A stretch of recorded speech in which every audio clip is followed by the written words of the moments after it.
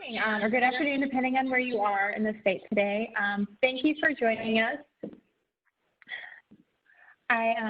We are here with the Navigate Reconnect webinar series, excuse me, and and I hear an echo.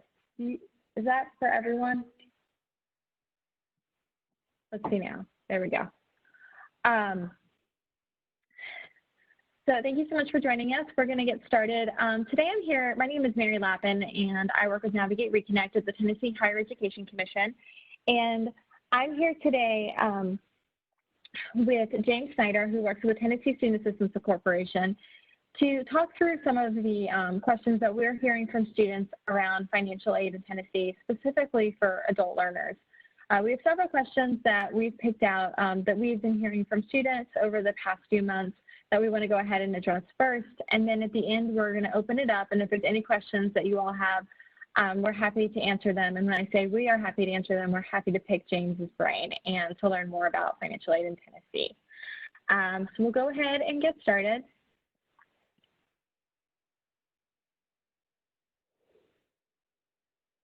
So really just starting from the beginning, James, can you talk us through who is eligible for the Tennessee Reconnect grant? Sure. Thank you, Mary. And again, good morning, good afternoon, everyone.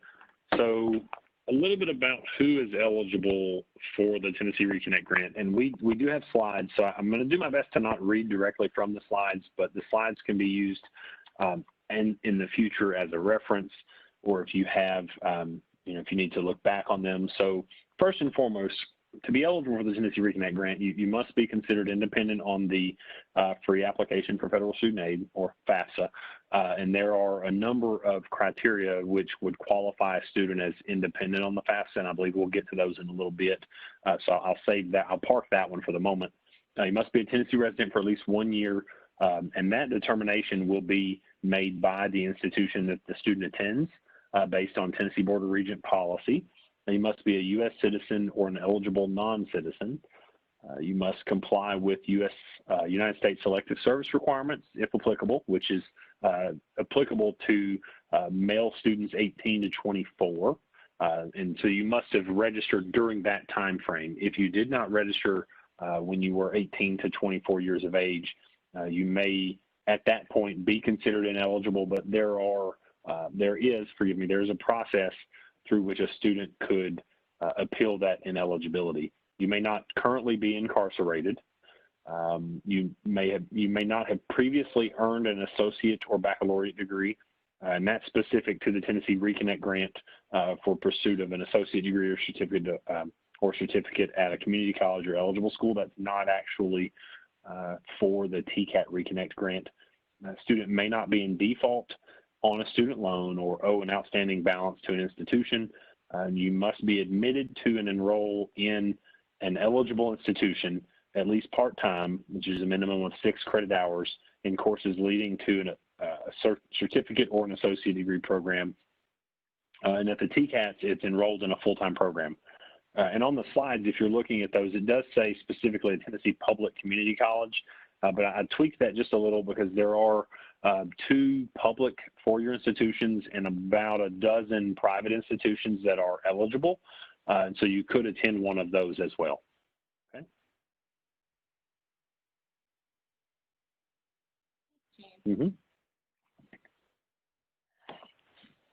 So thanks for talking through or what it looks like is to see if I'm eligible for the grant. So if I am eligible and I do receive the Tennessee Reconnect grant, what do I have to do to keep it? Sorry for the delay. We're in the same little office suite here, so we're having to mute and unmute ourselves. So I hear the question, then I have to unmute, so forgive us for that.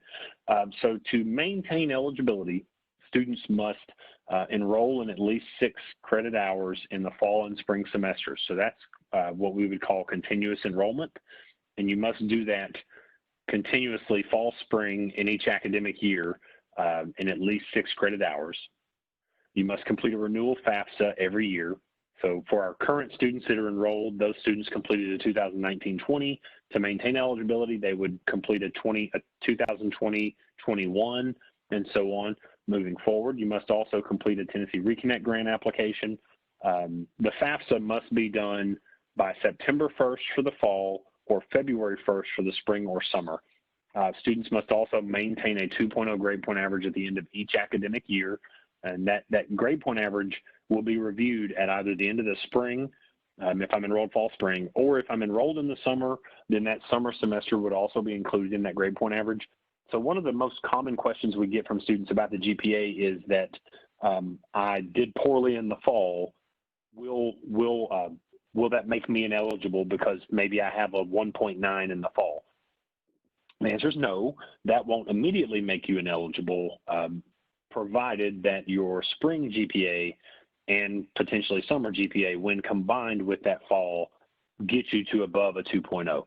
Okay, so it's the cumulative factoring in all 3 semesters for that year, and then moving forward, it'll be all work that you did beginning as a Reconnect student, and that's another piece of the process we'll get to it. So I'm going to park that piece as well. There's so much I could talk, kind of almost stream of thought here, but I want to kind of answer direct questions, and we'll come back to other pieces that I think some of our other slides speak to those. And students can use the grant for up to 5 years, or until you complete an associate degree, whichever occurs first, or a certificate. If you're working toward a certificate that's just a standalone, that would lead to a termination of eligibility as well. And James, one quick clarifying question. When you say completing a certificate, that's a certificate at a community college, right? Not at a TCAT? So if I'm using the TCAT Reconnect grant, it would completion of a certificate that is standalone would lead to termination, or a diploma. So if I earn a certificate while in pursuit of a diploma program, then I could continue toward that diploma. But if I'm in a certificate that is just simply a standalone, and forgive me for not having a ready example, but there are a few. They're not as common as some may think, but there are a couple that it's just a certificate for this or that. And if I'm in one of those, then I would lose eligibility upon completion. So I have to be progressing toward a larger diploma or a larger associate degree. So one example at the community college is EMT basic, EMT advanced, or what some may call paramedic, and then the associate of applied science in fire science. And so you have 2 certificates that are often awarded while in pursuit of the associate degree, the associate of applied science in fire science, and that student's eligibility would not terminate until completion of the AAS, provided that all other continuing requirements were met. Great, thank you for that clarification. So for some of our students, if they're not eligible for the Pell Grant and they've learned that from their institution, the next question is, am I eligible for the Tennessee Reconnect Grant? How would you answer that question? So as with almost anything that's related to financial aid, the answer is always going to be that it depends. There's very rarely a firm yes or no answer when we're talking about financial aid. So if you're not eligible for the Pell Grant, there's a likelihood that you will qualify for the Tennessee Reconnect Grant. So keep in mind, you can't have previously earned an associate degree, you can't be incarcerated, can't be in default on a federal loan, so on and so forth. But you may, what I would suggest, the best practice that I give to any student that I speak to about this is that you need to talk to your financial aid office, because they'll have the full picture to be able to determine your eligibility. Tennessee Reconnect Grant eligibility is not based on family income, so that's one piece that won't play a role in determining your eligibility. It's not based on your being in good standing from a satisfactory academic progress perspective, which is another big deal. And as it relates to SAP, one of the things that we run into with a lot of our adult learners is that you may have gone to school 10 years ago, when you were 18, and you did not perform well as an 18-year-old. And so now you're 28, you're 30, you're 35, you're 55, whatever the case may be, and now you want to return to school. One of the fears for many students is that prior coursework is going to disqualify me for eligibility right now. And from a federal perspective, that could be the case. And that's where you see this SAP, as they call it, or satisfactory academic progress, that may disqualify you for federal aid, at least in the current situation, but you could regain it later. But that federal eligibility doesn't directly impact your state eligibility for Tennessee Reconnect specifically. So that's where we really push you to talk to the institution to make sure that kind of everything is in line and that you'll be ready to go. And then the last piece is that it's not a federal program. So if you're not eligible for federal aid, you may still qualify for Reconnect. And another piece of that, it's called lifetime eligibility used. So you can have 600% or 6 years of federal Pell Grant funding. And some students have exhausted that full 6 years of eligibility, and that does not directly impact. So it doesn't disqualify you from receiving Tennessee Reconnect if you were otherwise eligible for Pell, but you had exhausted your eligibility. That doesn't make you then ineligible for Reconnect. Thank you. So you just touched on this and thinking about if someone was on academic probation before, if they had attended college before and are now coming back. But I think also a question to touch on is if a student is currently on academic probation, what does that look like for their eligibility for the Tennessee Reconnect grant? So as with the previous answer, it's usually going to depend, and I'm going to direct you to speak with your financial aid administrator at the campus that you're attending to confirm all eligibility. But from a Tennessee Board of Regents perspective specifically, and I'm going to speak to their grade point average policy specifically because there are 13 of them, 13 campuses. They deal with the vast majority of our Tennessee Reconnect students. I'd say upwards of 95% likely. I don't know the exact percentage right off the top of my head, but so their grade point average policy stipulates that your Tennessee Reconnect grant grade point average begins in the first semester in which you enroll as a Tennessee Reconnect student. So as I mentioned previously, that student who has prior coursework where he or she may have performed poorly, that grade point average will not count against you as a Tennessee Reconnect student. You essentially begin with a 0.0 as a Tennessee Reconnect student in the fall of 2020, if you're looking to start in the fall of 2020. Consequently, on the flip side, if I had performed well in my prior coursework, and then we've run into some students where this is the situation because the policy is as it is written, so it's going to be administered the same for all students. So regardless of what that GPA may have been in prior coursework, you will begin as a Tennessee Reconnect student with a 0.0 grade point average. And that is specific to the Tennessee Board of Regents institutions, the 13 public community colleges. The private institutions that were made aware of this policy, but the way the law is written, the institutions were given the latitude to determine the way in which the GPA would be calculated. So the private institutions may or may not have chosen to adopt a similar or like policy. Great, thank you. So another question that comes up often is, I already have an associate's degree. Can I use a Tennessee Reconnect grant for a bachelor's degree?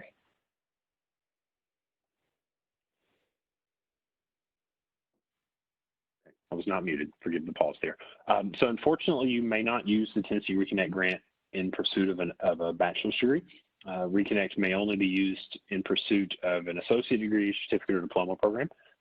So you may consider the Tennessee Hope Scholarship for non-traditional students. One caveat there is that it is not a last dollar scholarship, but it can be used to pursue a bachelor's degree. And one neat thing for as it relates to non-traditional Hope for Tennessee Reconnect students, upon completion of a bachelor's degree, you may then transition immediately into Hope for non-traditional students if you meet all of the other requirements. Thank you. It's great to know about those options. And on that note, can you share what other financial aid does exist in Tennessee for our adult students? So currently, the list is not huge, if you will. It is unfortunately a small-ish list of options. We have the Tennessee Student Assistance Award, which is, while it's not specific to adult students may qualify for this. This is similar to the federal Pell Grant in that it is need-based, so it's going to be based primarily on family income and assets, number in the household. A number of other factors play a role, but the most effective way to kind of generalize eligibility for the Tennessee Student Assistance Award is to discuss it as an income-based program. The award amounts vary based on the institution you'll attend. The FAFSA is the application. So you would submit the FAFSA similar to you would be doing for Tennessee Reconnect, and then your eligibility for TSAA, or the Tennessee Student Assistance Award, would then be determined. And additionally, we have the non-traditional Hope Scholarship. Students age 25 or older with an adjusted gross income on the FAFSA of $36,000 or less would be considered eligible. You must attempt 12 credit hours and earn a 275 grade point average to then begin qualifying for the non-traditional Hope Scholarship. But that last bullet point, specific to Tennessee Reconnect students, if you were to complete an associate degree, the 12 hours attempted would not then be a requirement in order to qualify.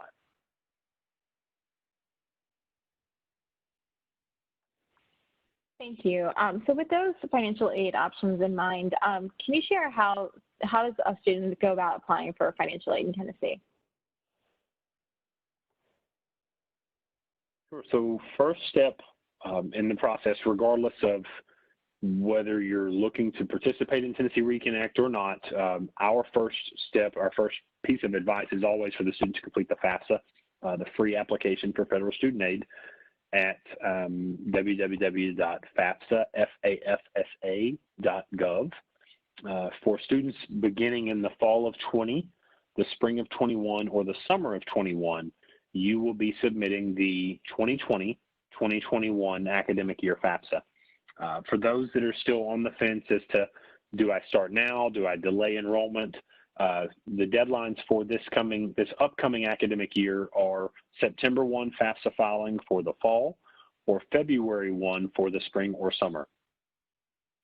For the following academic year, which is 21-22, that FAFSA will open on October 1 for completion, and we will be sharing additional information about that in the future. But in addition to the FAFSA, for those looking to participate in Tennessee Reconnect, you would go to tnreconnect.gov to then access the TSAC student portal, where you would submit an application for the Tennessee Reconnect grant. Those are academic year specific as well. And then in addition to that, if you're seeking scholarships from the institution, some institutions may have adult learner specific scholarship programs. I would definitely recommend speaking to the College Financial Aid Office. They may have program specific majors. You may want to speak to your employer. I know Mary and I both work for the state of Tennessee. The state of Tennessee has a tuition reimbursement program or tuition waiver program that we can access. So if there are other state employees on the line, I would recommend definitely speaking to HR and your agency to learn more about that opportunity as well. Thank you. And one quick plug: on Thursday, June 4th, one of James and my colleagues, Jason C., will be joining us to do a FAFSA demonstration. So if you still need to complete your FAFSA, I encourage you to tune in for that. So James, for students, especially this time of year with everything going on with COVID-19, we've heard a lot about students who have a Reconnect grant, but they need to take a semester off. What does that look like for our students?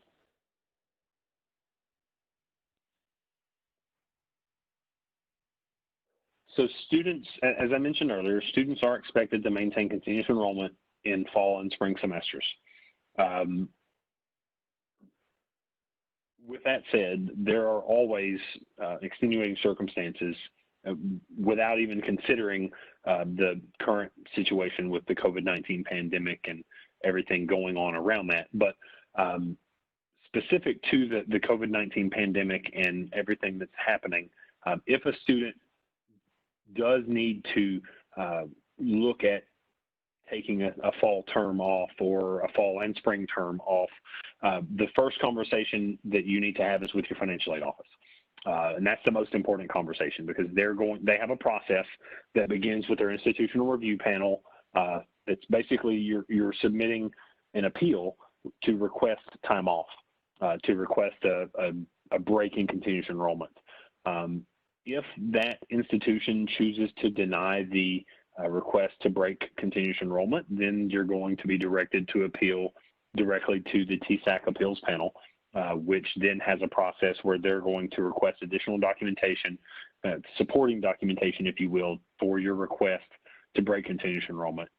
In addition to that, specific to the spring and summer semesters, there was some guidance provided to the institutions as it relates to attendance, as it relates to breaking continuous enrollment in the spring, and things of that nature. There has been additional guidance that was provided to provide some leniency, if you will, as it relates to the attendance in that spring semester. And I would always recommend speaking to the financial aid office to get more of that information. And I believe we also may have shared some of that information on our website as well. And James, just to clarify, when you talk about the spring, it's just the spring of 2020 right now. Is that correct? Spring and summer of 2020 for that additional guidance? That's correct. Thank you.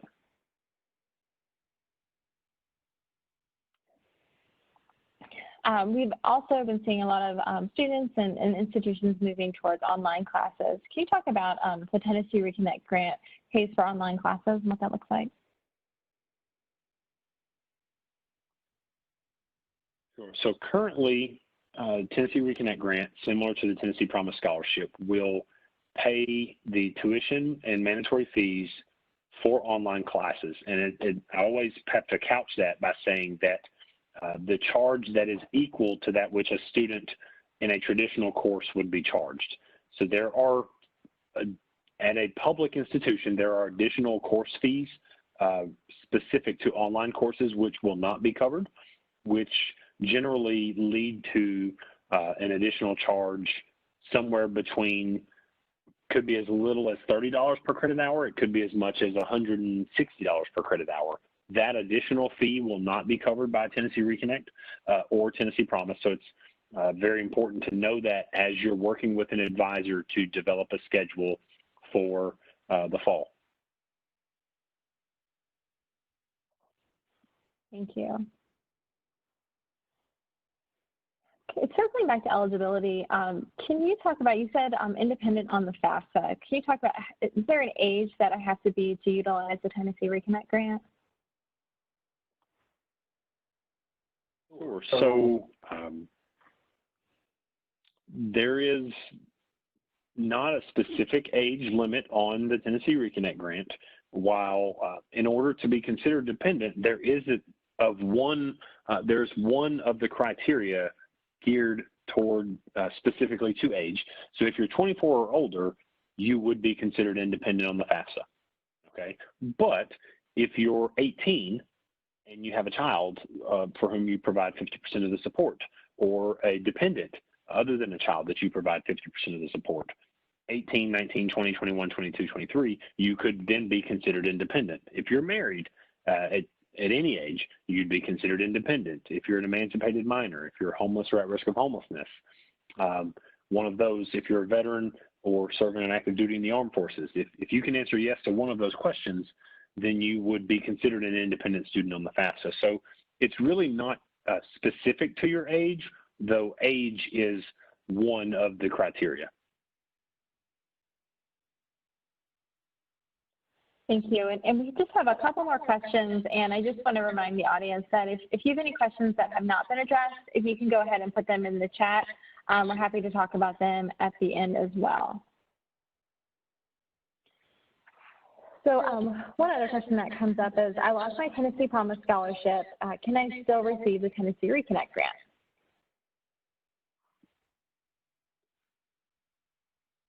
So the short answer is yes. But to kind of expound on that, so the way our system and the process has been developed, and this really is specific to high school graduates, which are eligible potentially for both programs, because Tennessee Promise is geared for high school graduates enrolling in the fall semester immediately following graduation, and then for up to 5 semesters thereafter.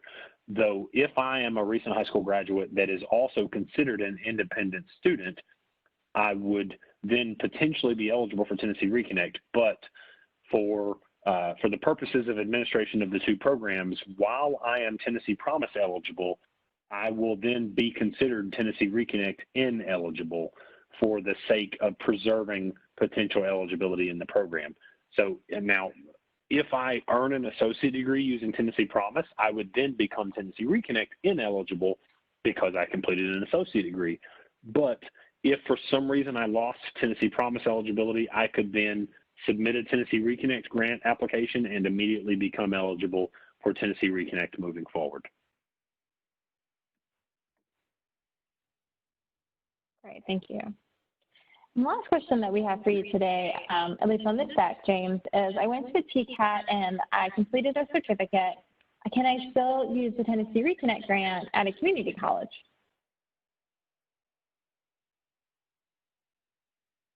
So the answer is most likely yes. We'll say that the 2 programs are, while they are, they sound like they're the same program because they're both referenced as Reconnect of any kind, they are completely independent programs from a statutory perspective. And so they're independent of one another. The reason we say likely yes is that since TCAT Reconnect doesn't have a stipulation that students cannot have previously completed an associate degree, there's no guarantee that a TCAT Reconnect recipient could then go on to Tennessee Reconnect. But if you meet all the Tennessee Reconnect grant eligibility requirements while also meeting the TCAT Reconnect eligibility requirements, you could then continue from a TCAT Reconnect program into a Tennessee Reconnect program. An example that we see is LPN at a TCAT moving on to an RN program at a community college. I think that's the right scenario. And you could do that using TCAT Reconnect for the LPN at the TCAT, and then moving directly to the community college for the RN program, using Tennessee Reconnect. And they're completely independent programs. Great, thank you. That's something that I like to highlight, and all those options. So we have a couple questions that have come into the chat. If you have any additional questions, I do encourage you to please put them in the chat. One that came in, James, is if my loan is in forbearance, is that considered in default?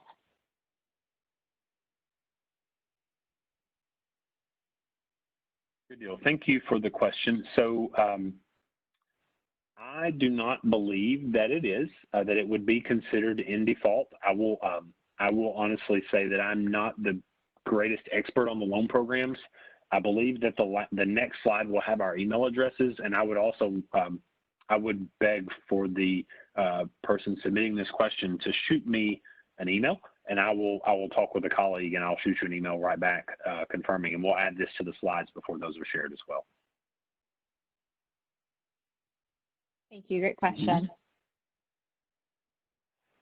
I'll give it one more minute to see if we have any other questions which have come in.